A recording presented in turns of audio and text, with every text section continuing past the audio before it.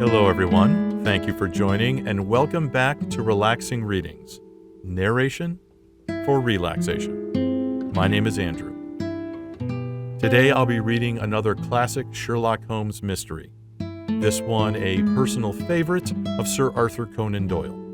So please sit back, make yourself comfortable, and I hope you enjoy Sherlock Holmes and the Adventure of the Speckled Band.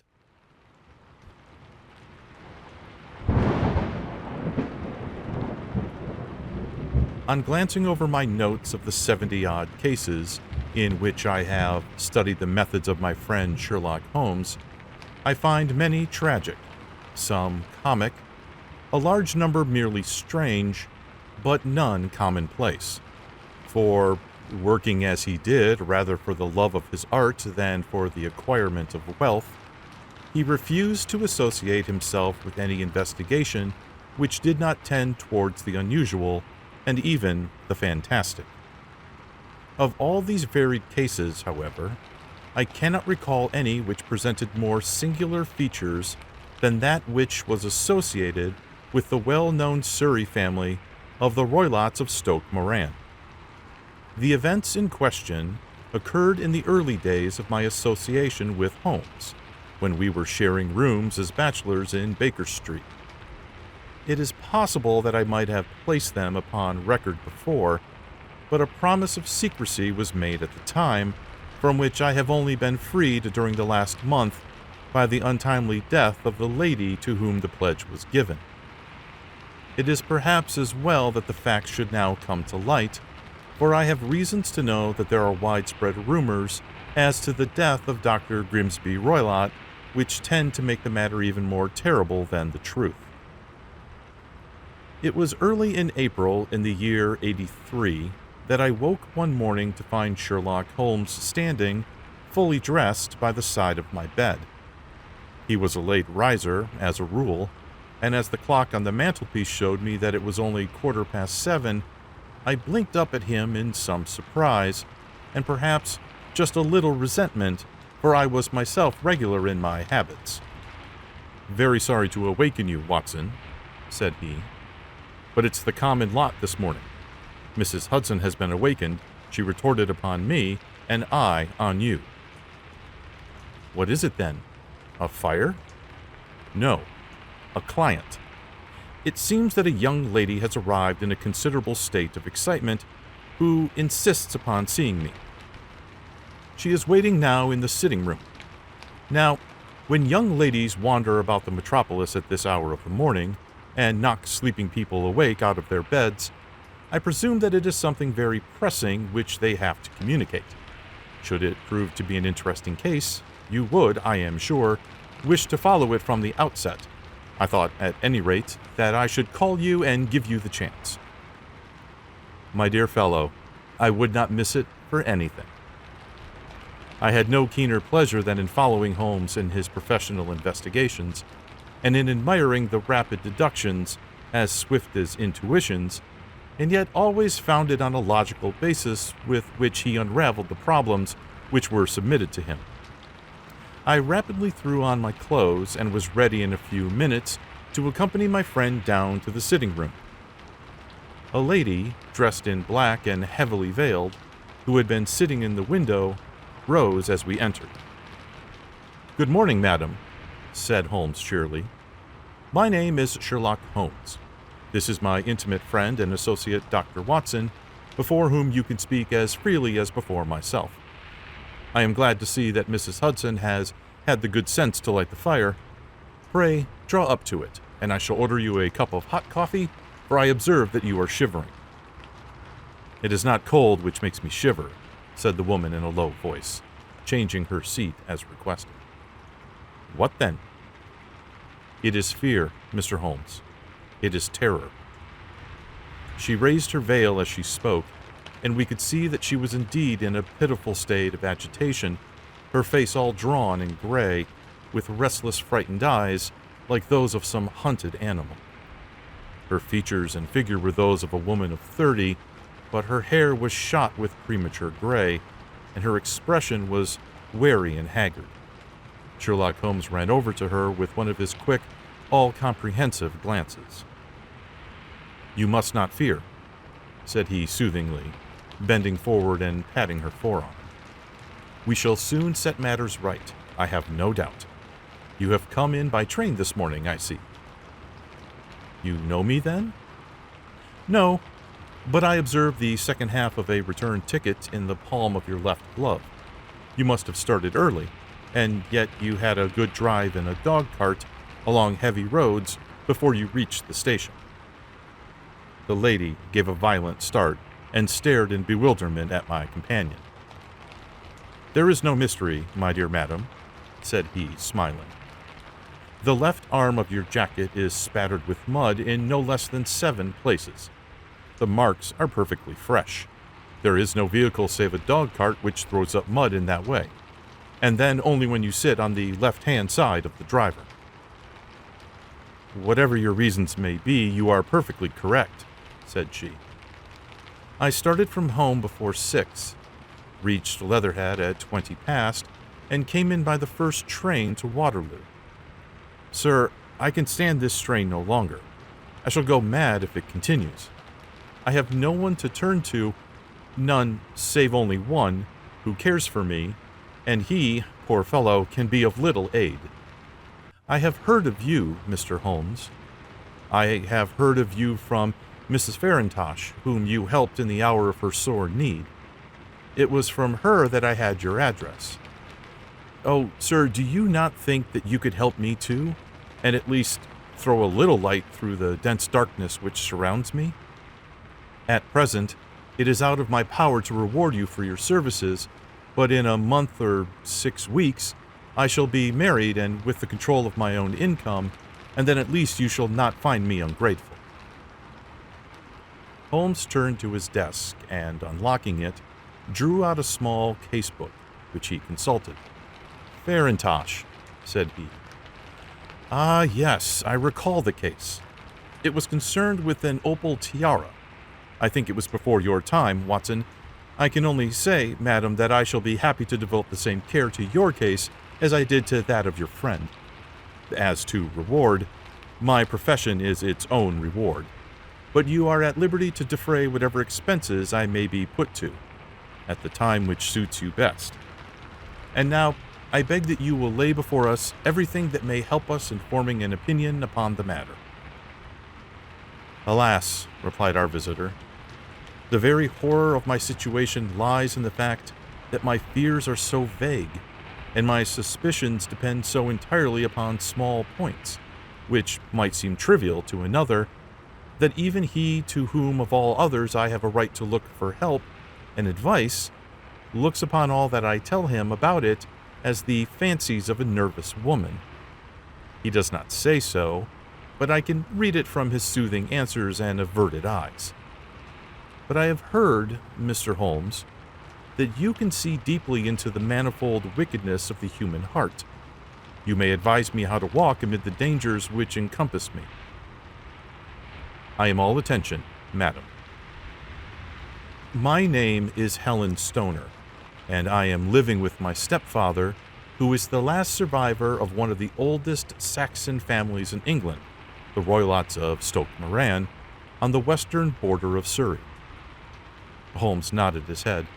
"The name is familiar to me," said he. "The family was at one time among the richest in England, and the estates extended over the borders into Berkshire in the north and Hampshire in the west. In the last century, however, 4 successive heirs were of dissolute and wasteful disposition, and the family ruin was eventually completed by a gambler in the days of the Regency. Nothing was left save a few acres of ground and the 200-year-old house, which is itself crushed under a heavy mortgage. The last squire dragged out his existence there, living the horrible life of an aristocratic pauper, but his only son, my stepfather, seeing that he must adapt himself to the new conditions, obtained an advance from a relative, which enabled him to take a medical degree and went out to Calcutta, where, by his professional skill and his force of character, he established a large practice. In a fit of anger, however, caused by some robberies which had been perpetrated in the house, he beat his butler to death and narrowly escaped a capital sentence. As it was, he suffered a long term of imprisonment and afterwards returned to England a morose and disappointed man. When Dr. Roylott was in India, he married my mother, Mrs. Stoner, the young widow of Major General Stoner of the Bengal Artillery. My sister Julia and I were twins, and we were only 2 years old at the time of my mother's remarriage. She had a considerable sum of money, not less than £1,000 a year, and this she bequeathed to Dr. Roylott entirely while we resided with him, with a provision that a certain annual sum should be allowed to each of us in the event of our marriage. Shortly after our return to England, my mother died. She was killed 8 years ago in a railway accident near Crewe. Dr. Roylott then abandoned his attempts to establish himself in practice in London and took us to live with him in the old ancestral house at Stoke Moran. The money which my mother had left was enough for all our wants, and there seemed to be no obstacle to our happiness. But a terrible change came over our stepfather about this time. Instead of making friends and exchanging visits with our neighbors, who had at first been overjoyed to see a Roylott at Stoke Moran, back in the old family seat, he shut himself up in his house and seldom came out save to indulge in ferocious quarrels with whoever might cross his path. Violence of temper approaching to mania has been hereditary in the men of the family, and in my stepfather's case it had, I believe, been intensified by his long residence in the tropics. A series of disgraceful brawls took place, 2 of which ended in the police court, until at last he became the terror of the village, and the folks would fly at his approach, for he is a man of immense strength and absolutely uncontrollable in his anger. Last week he hurled the local blacksmith over a parapet into a stream, and it was only by paying over all the money which I could gather together that I was able to avert another public exposure. He had no friends at all, save the wandering gypsies, and he would give these vagabonds leave to encamp upon the few acres of bramble-covered land which represent the family estate, and would accept in return the hospitality of their tents, wandering away with them sometimes for weeks on end. He has a passion also for Indian animals, which are sent over to him by a correspondent, and he has at this moment a cheetah and a baboon which wander freely over his grounds and are feared by the villagers almost as much as their master. You can imagine from what I say that my poor sister Julia and I had no great pleasure in our lives. No servant would stay with us, and for a long time we did all the work of the house. She was but 30 at the time of her death, and yet her hair had already begun to whiten even as mine has. Your sister is dead, then? She died just 2 years ago, and it is of her death that I wish to speak to you. You can understand that, living the life which I have described, we were little likely to see anyone of our own age and position. We had, however, an aunt, my mother's maiden sister, Miss Honoria Westphale, who lives near Harrow, and we were occasionally allowed to pay short visits at this lady's house. Julia went there at Christmas 2 years ago, and met there a half-pay major of Marines, to whom she became engaged. My stepfather learned of the engagement when my sister returned, and offered no objection to the marriage, but within a fortnight of the day which had been fixed for the wedding, the terrible event occurred which has deprived me of my only companion. Sherlock Holmes had been leaning back in his chair with his eyes closed and his head sunk in a cushion, but he half opened his lids now and glanced across at his visitor. "Pray, be precise as to details," said he. "It is easy for me to do so, for every event of that dreadful time is seared into my memory. The manor house is, as I have already said, very old, and only one wing is now inhabited. The bedrooms in this wing are on the ground floor, the sitting rooms being in the central block of the buildings. Of these bedrooms, the first is Dr. Roylott's, the second my sister's, and the third my own. There is no communication between them, but they are all open into the same corridor. Does that make sense? Perfectly so. The windows of the 3 rooms open out upon the lawn.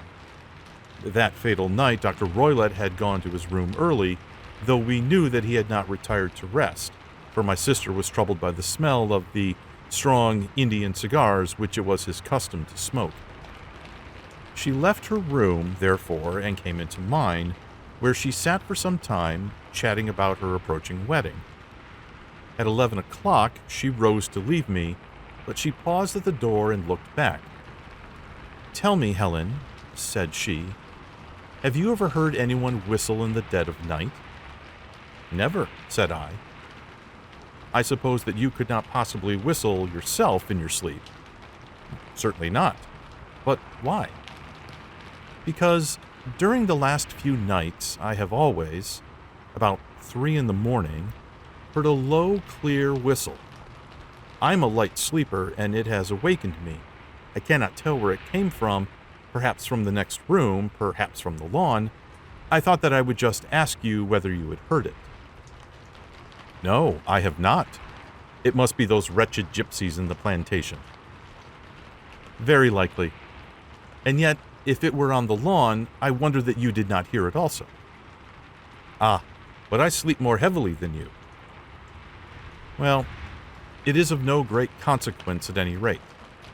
She smiled back at me, closed my door, and a few moments later I heard her key turn in the lock. "Indeed," said Holmes. "Was it your custom always to lock yourselves in at night?" "Always." "And why?" "I think that I had mentioned to you that the doctor kept a cheetah and a baboon. We had no feeling of security unless our doors were locked." "Quite so. Pray proceed with your statement." "I could not sleep that night. A vague feeling of impending misfortune impressed me. My sister and I, you will recollect, were twins, and you know how subtle are the links which bind 2 souls which are so closely allied. It was a wild night. The wind was howling outside, and the rain was beating and splashing against the windows.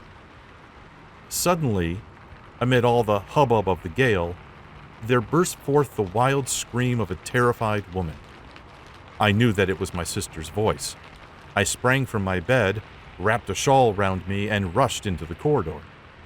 As I opened my door, I seemed to hear a low whistle, such as my sister described, and a few moments later a clanging sound as if a mass of metal had fallen. As I ran down the passage, my sister's door was unlocked and revolved slowly upon its hinges. I stared at it horror-stricken, not knowing what was about to issue from it.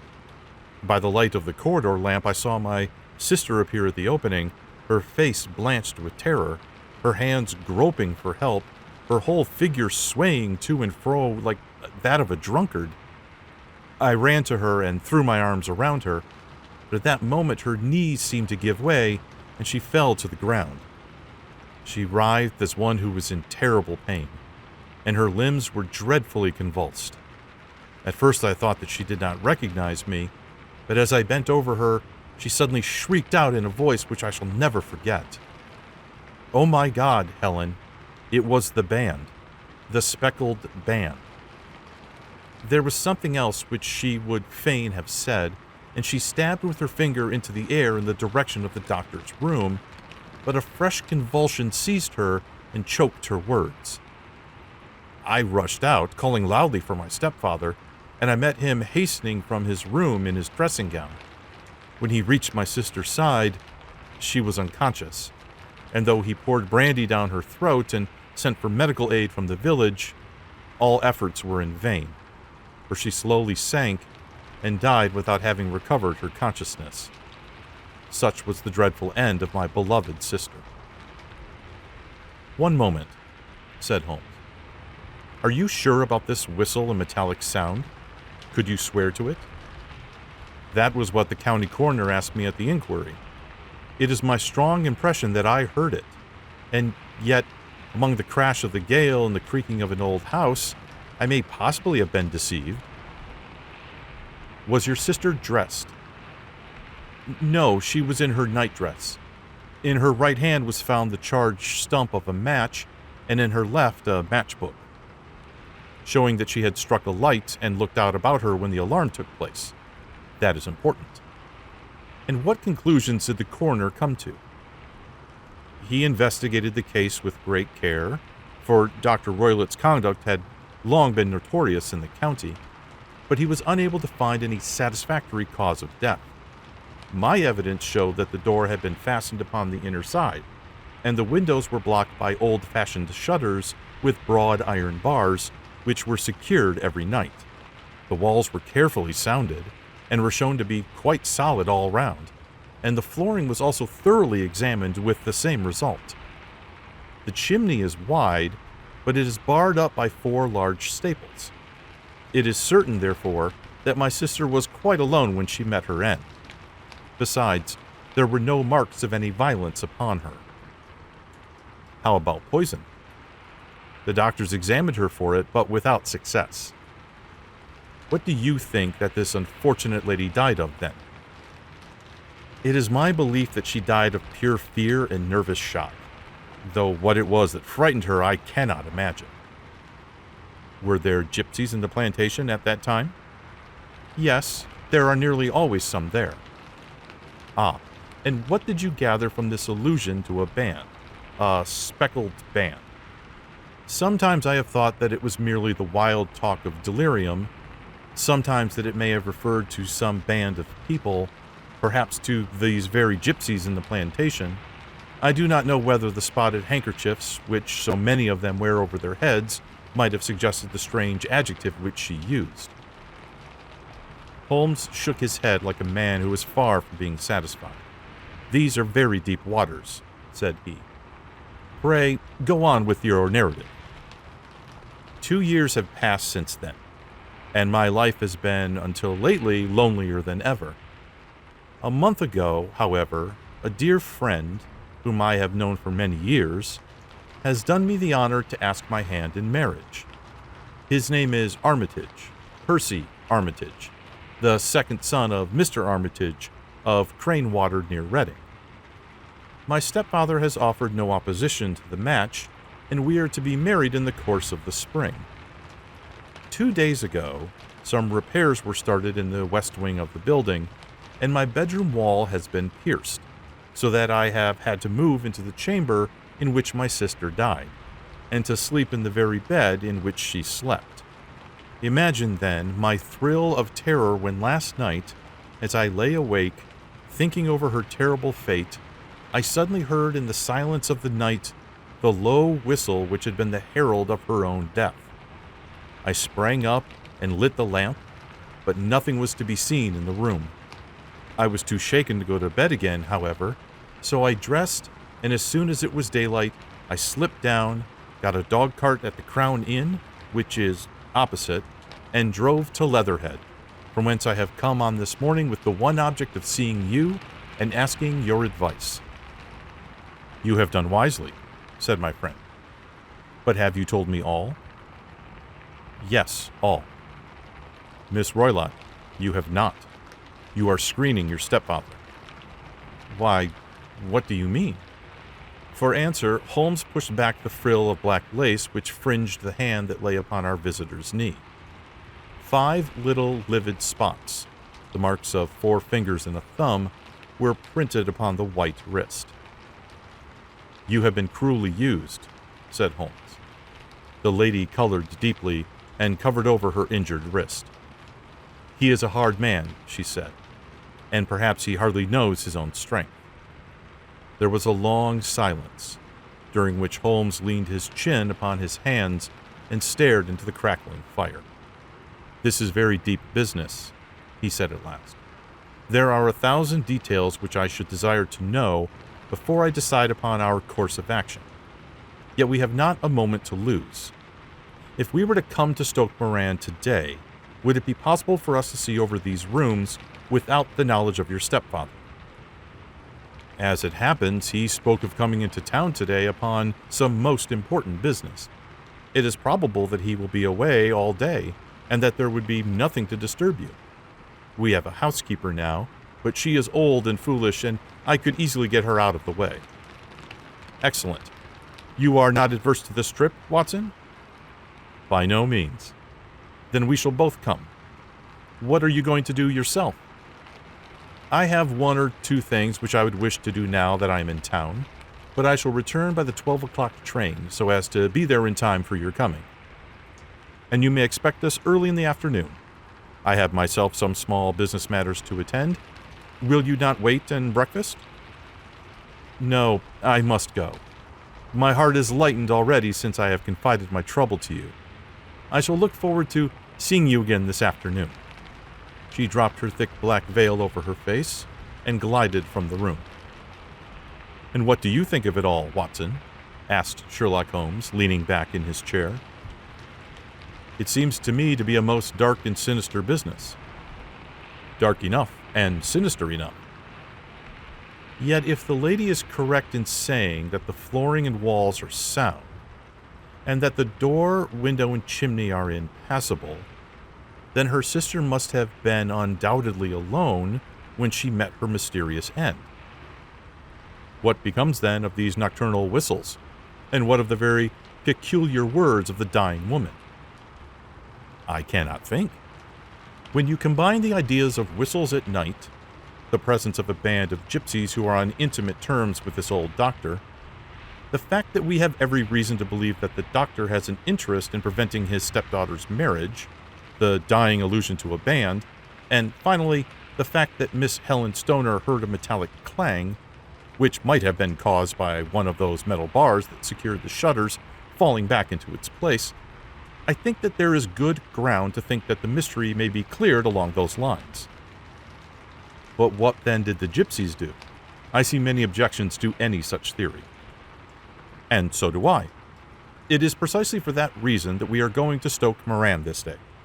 I want to see whether the objections are fatal or if they may be explained away." "But what in the name of the devil?" The outburst had been drawn from my companion by the fact that our door had been suddenly dashed open, and that a huge man had framed himself in the aperture.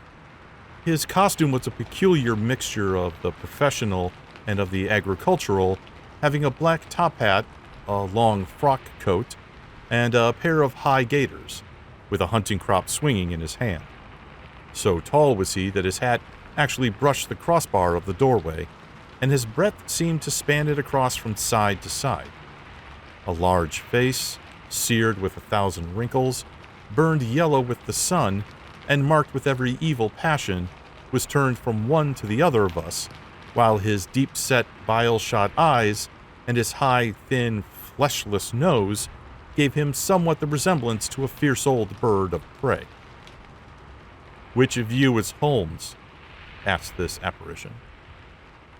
"My name, sir, but you have the advantage of me," said my companion quietly. "I am Dr. Grimsby Roylott of Stoke Moran."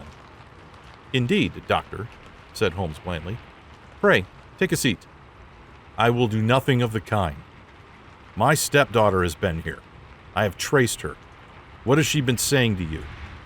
"It is a little cold for the time of the year," said Holmes. "What has she been saying to you?" screamed the old man furiously. "But I have heard that the crocuses promise well," continued my companion imperturbably. "You put me off, do you?" said our new visitor, taking a step forward and shaking his hunting crop. "I know you, you scoundrel. I have heard of you before. You are Holmes, the meddler." My friend smiled. "Holmes, the busybody." His smile broadened. "Holmes, the Scotland Yard jack-in-office."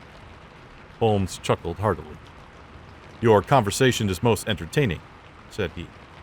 "When you go out, close the door, for there is a decided draft." "I will go when I have had my say. Don't you dare to meddle with my affairs. I know that Miss Stoner had been here. I traced her. I am a dangerous man to fall foul of. See here." He stepped swiftly forward, seized the poker, and bent it into a curve with his huge brown hands. "See that you keep yourself out of my grip," he snarled, and hurling the twisted poker into the fireplace, he strode out of the room. He seems a very amiable person, said Holmes, laughing. I am not quite so bulky, but if he had remained, I might have shown him that my grip was not much more feeble than his own. As he spoke, he picked up the steel poker and with a sudden effort, straightened it out again. Fancy his having the insolence to confound me with the official detective force.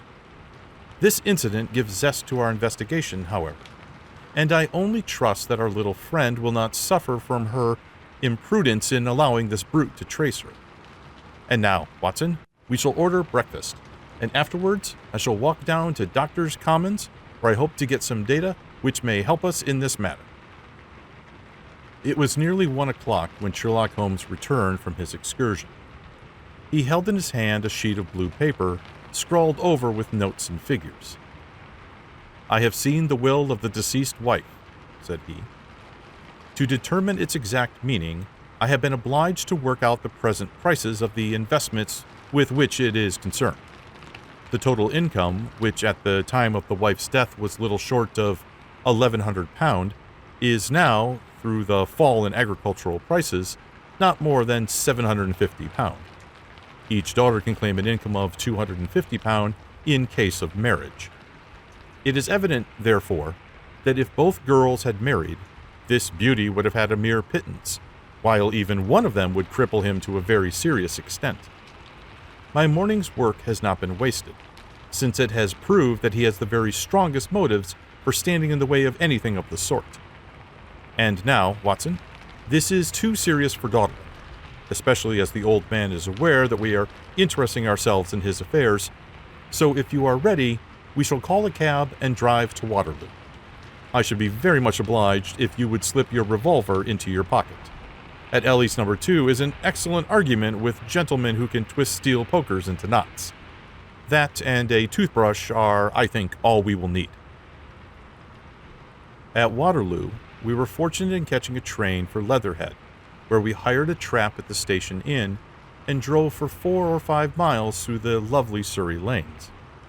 It was a perfect day, with a bright sun and a few fleecy clouds in the heavens. The trees and wayside hedges were just throwing out their first green shoots, and the air was full of the pleasant smell of the moist earth. To me, at least, there was a strange contrast between the sweet promise of the spring and this sinister quest upon which we were engaged. My companion sat in the front of the trap, his arms folded, his hat pulled down over his eyes, and his chin sunk upon his breast, buried in the deepest thought.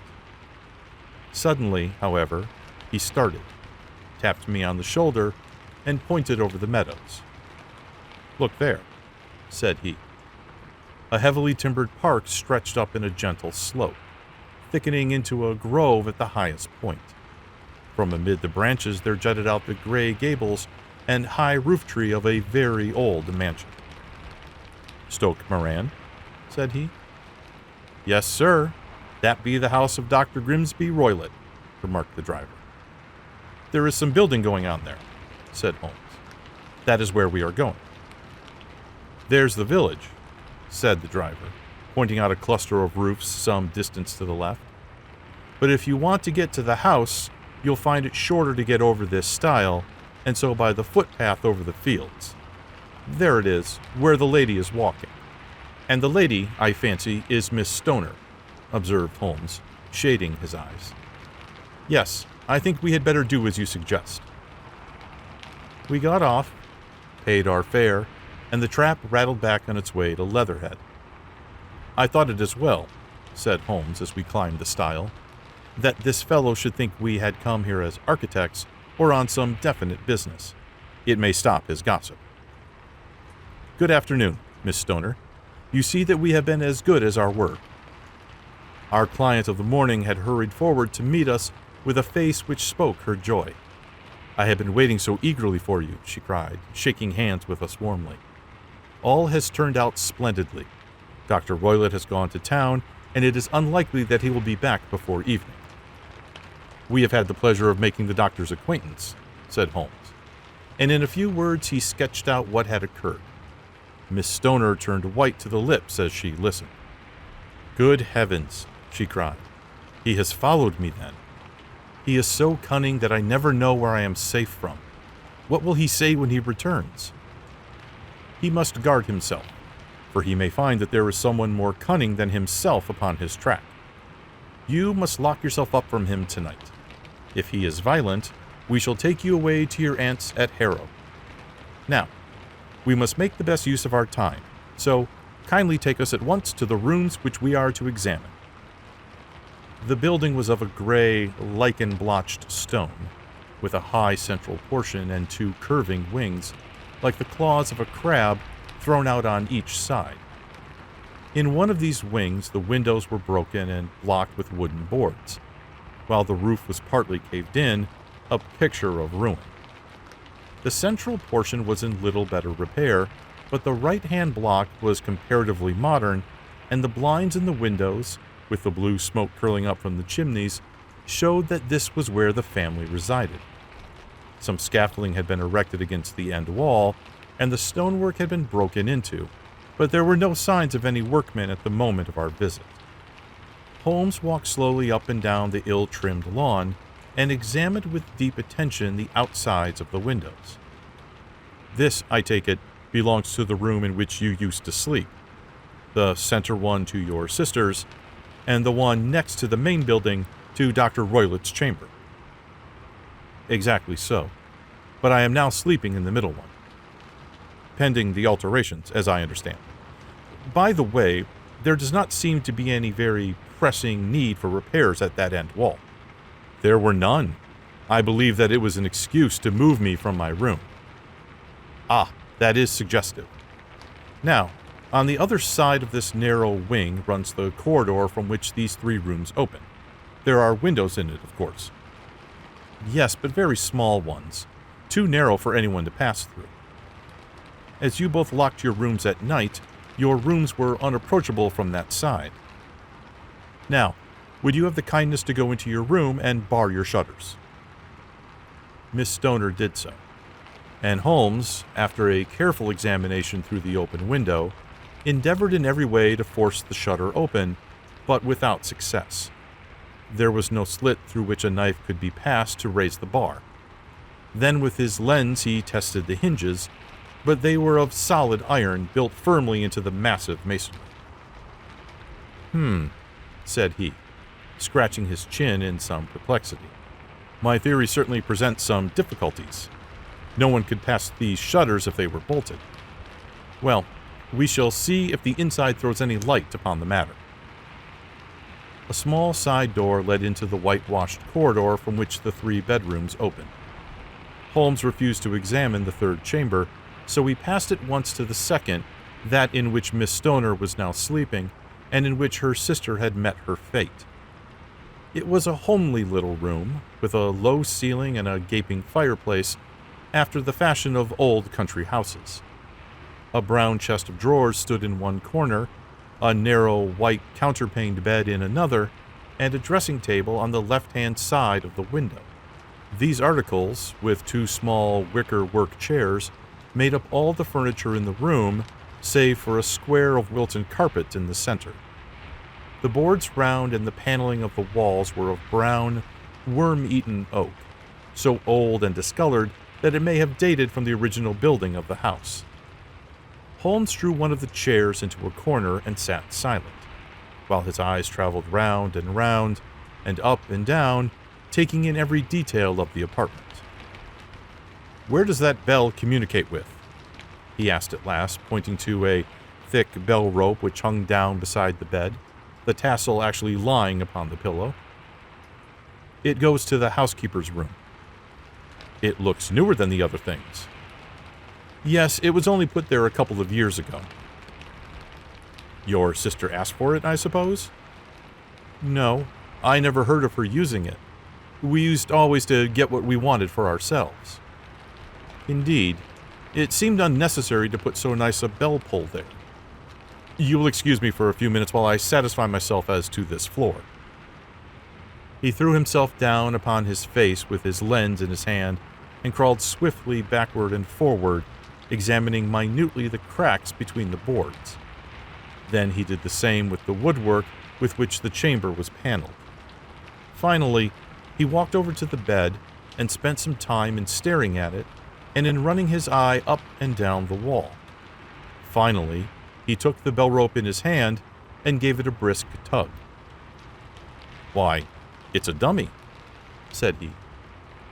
"Won't it ring?" "No, it is not even attached to a wire. This is very interesting. You can see now that it is fastened to a hook just above the little opening for the ventilator." "How very absurd. I never noticed that before." "Very strange," muttered Holmes, pulling at the rope. "There are one or two very singular points about this room. For example, what a fool a builder must be to open a ventilator into another room when, with the same trouble, he might have communicated with the outside air." "That is also quite modern," said the lady. "Done about the same time as the bell rope?" remarked Holmes. "Yes, there were several little changes carried out about that time. They seem to have been of an interesting character. Dummy bell ropes and ventilators which do not ventilate. With your permission, Miss Stoner, we shall now carry our researches into the inner apartment." Dr. Grimsby Roylott's chamber was larger than that of his stepdaughter, but was as plainly furnished. A camp bed, a small wooden shelf full of books, mostly of a technical character, an armchair beside the bed, a plain wooden chair against the wall, a round table, and a large iron safe were the principal things which met the eye. Holmes walked slowly round and examined each and all of them with the keenest interest. "What's in here?" he asked, tapping the safe. "My stepfather's business papers." "Oh, you have seen inside them?" "Only once, some years ago. I remember that it was full of papers. There isn't a cat in it, for example." "No, what a strange idea." "Well, look at this." He took up a small saucer of milk which stood on the top of it. "No, we don't have a cat, but there is a cheetah and a baboon." "Ah, yes, of course. Well, a cheetah is just a big cat, and yet a saucer of milk does not go very far in satisfying its wants, I dare say. There is one point which I should wish to determine." He squatted down in front of the wooden chair and examined the seat of it with the greatest attention. "Thank you. That is quite settled," said he, rising and putting his lens in his pocket. "Here is something interesting."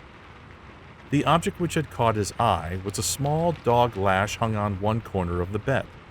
The lash, however, was curled upon itself and tied so as to make a loop of a whipcord. "What do you make of that, Watson?" "It's a common enough lash, but I don't know why it should be tied." "That is not quite so common, is it?" It's a wicked world, and when a clever man turns his brain to crime, it is the worst of all. I think that I have seen enough now, Miss Stoner, and with your permission we shall walk out upon the lawn." I had never seen my friend's face so grim or his brow so dark as it was when we walked from the scene of this investigation. We had walked several times up and down the lawn, neither Miss Stoner nor myself liking to break in upon his thoughts before he roused himself from his reverie. "It is very essential, Miss Stoner," said he, "that you should absolutely follow my advice in every respect." "I shall most certainly do so." "The matter is too serious for any hesitation. Your life may depend upon your compliance." "I assure you that I am in your hands." "In the first place, both my friend and I must spend the night in your room." Both Miss Stoner and I gazed at him in astonishment. "Yes, it must be so. Let me explain. I believe that this is the village inn over there." "Yes, that is the Crown." "Very good. Your windows would be visible from there." "Certainly."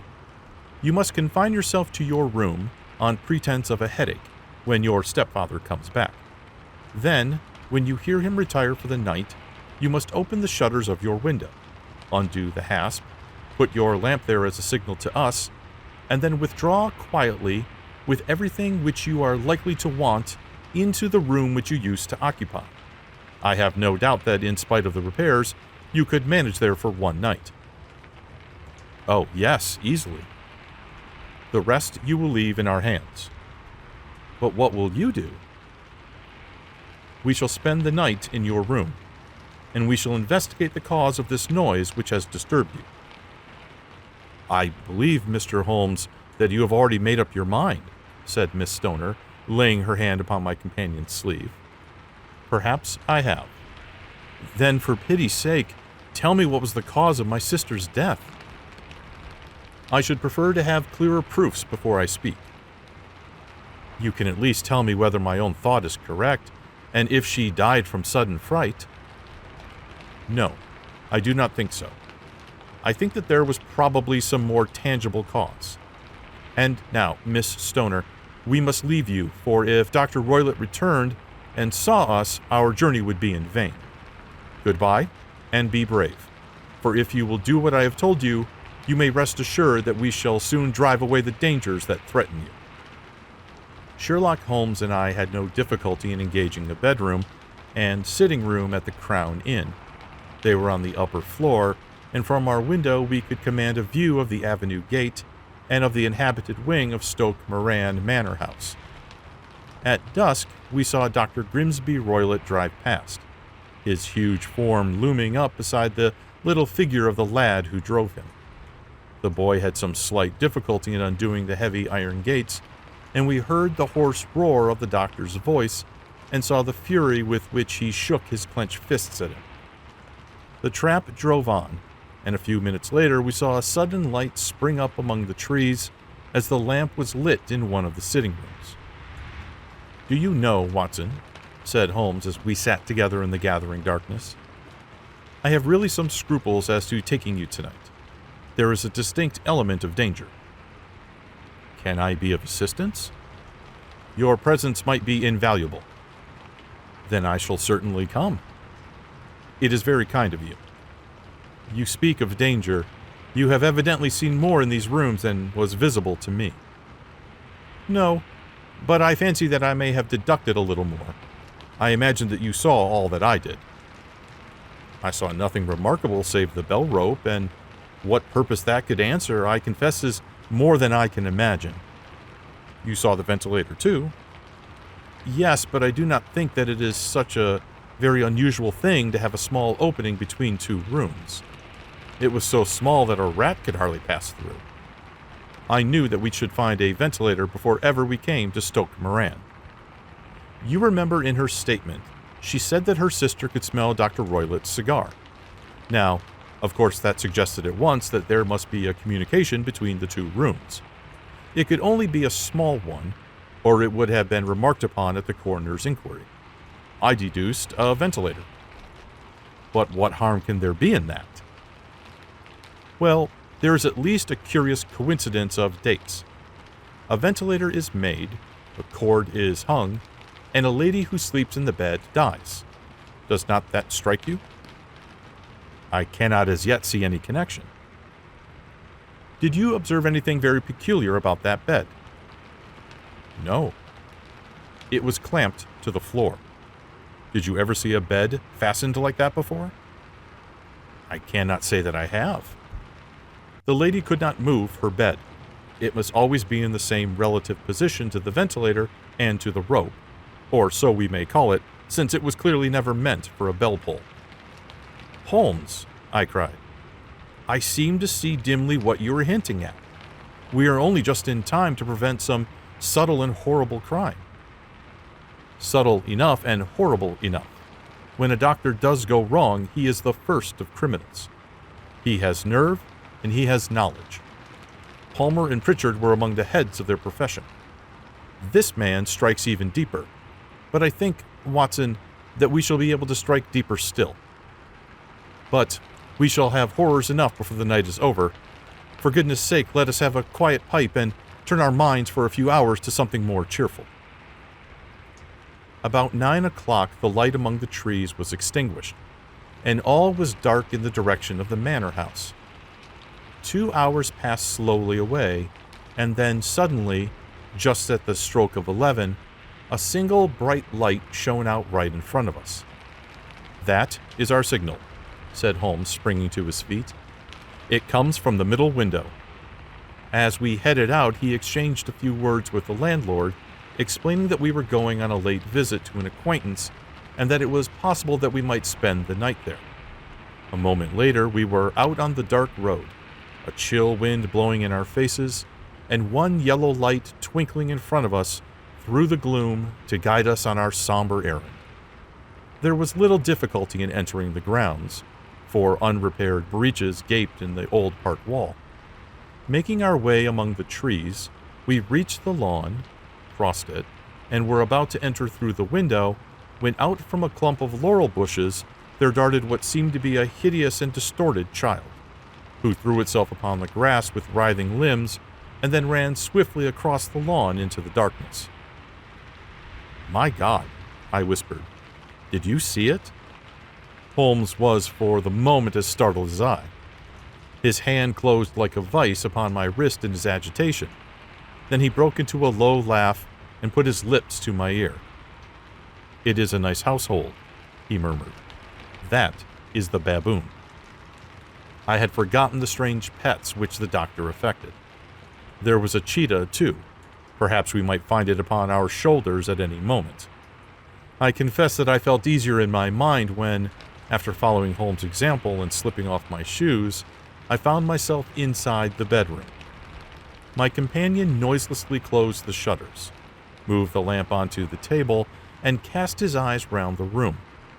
All was as we had seen in the daytime. Then, creeping up to me and making a trumpet of his hand, he whispered into my ear again so gently that it was all I could do to distinguish the words. The least sound would be fatal to our plans. I nodded to show that I had heard. We must sit without light. He would see it through the ventilator. I nodded again. Do not go asleep. Your very life may depend on it. Have your pistol ready in case we should need it. I will sit on the side of the bed, and you in that chair. I took out my revolver and laid it on the corner of the table. Holmes had brought up a long, thin cane, and this he placed upon the bed beside him. By it he laid the box of matches and the stump of a candle. Then he turned down the lamp, and we were left in darkness. How shall I ever forget that dreadful vigil? I could not hear a sound, not even the drawing of a breath, and yet I knew that my companion sat open-eyed within a few feet of me in the same state of nervous tension in which I was myself.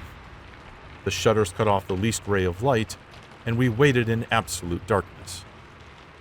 From outside came the occasional cry of a night bird, and once at our very window, a long-drawn cat-like whine, which told us that the cheetah was indeed at liberty.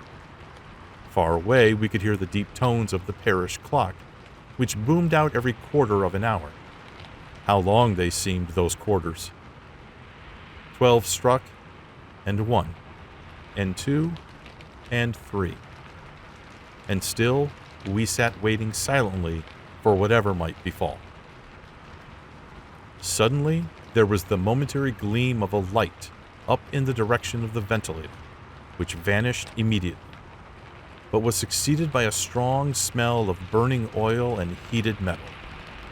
Someone in the next room had lit a dark lantern. I heard a gentle sound of movement, and then all was silent once more, though the smell grew stronger. For half an hour I sat with straining ears. Then suddenly another sound became audible, a very gentle, soothing sound, like that of a small jet of steam escaping continually from a kettle. The instant that we heard it, Holmes sprang from the bed, struck a match, and lashed furiously with his cane at the bell pull. "You see it, Watson?" he yelled. "You see it?" But I saw nothing. At the moment when Holmes struck the light, I heard a low, clear whistle, but the sudden glare flashing into my weary eyes made it impossible for me to tell what it was at which my friend lashed so savagely. I could, however, see that his face was deadly pale and filled with horror and loathing. He had ceased to strike and was gazing up at the ventilator when suddenly there broke from the silence of the night the most horrible cry to which I had ever listened. It swelled up louder and louder, a hoarse yell of pain and fear and anger all mingled in the one dreadful shriek. They say that away down in the village, and even in the distant parsonage, that cry raised the sleepers from their beds. It struck cold to our hearts, and I stood gazing at Holmes and he at me until the last echoes of it had died away into the silence from which it rose. "What can it mean?" I gasped. "It means that it is all over," Holmes answered. "And perhaps, after all, it is for the best. Take your pistol, and we will enter Dr. Roylett's room."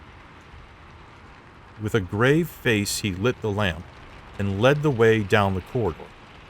Twice he struck at the chamber door without any reply from within. Then he turned the handle and entered, I at his heels, with the cocked pistol in my hand. It was a singular sight which met our eyes.